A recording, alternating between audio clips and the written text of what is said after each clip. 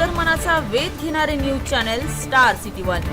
राज्यातील आणि देशातील राजकीय घडामोडी पाहण्यासाठी आणि इतरही बातम्या पाहण्यासाठी सबस्क्राइब करा स्टार सिटी वन।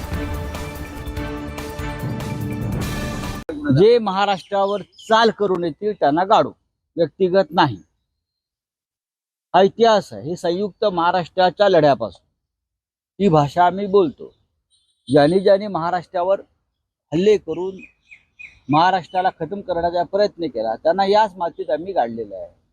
मग अफजल खान असेल, शाहिस्ते खान असेल, औरंगजेब असेल, असे अनेक लोक आहेत ज्यांनी महाराष्ट्रावर हल्ले केले, त्यांना आम्ही गाडलं।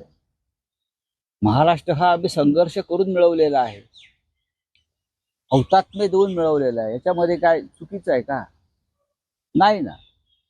एवढं त्यांना मिरच्या झोंबायचं कारण काय?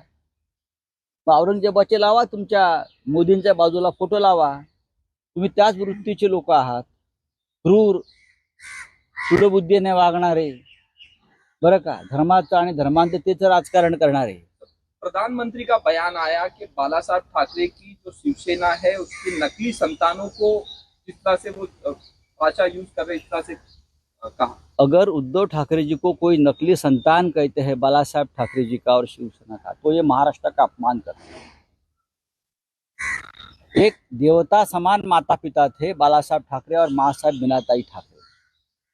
पूरी महाराष्ट्र उनकी पूजा करता है। शायद मोदी जी ये भूल गए हैं, मोदी जी के दिमाग में कुछ गड़बड़ लगती है आजकल। और अगर कोई बाला साहब ठाकरे और माँ साहब मीनाताई ठाकरे का अपमान इस तरह से करता है तो महाराष्ट्र सहन नहीं करेगा। आप अपने संतान की बात करिए, अगर किसी को संतान होगी तो आपकी असली संतान।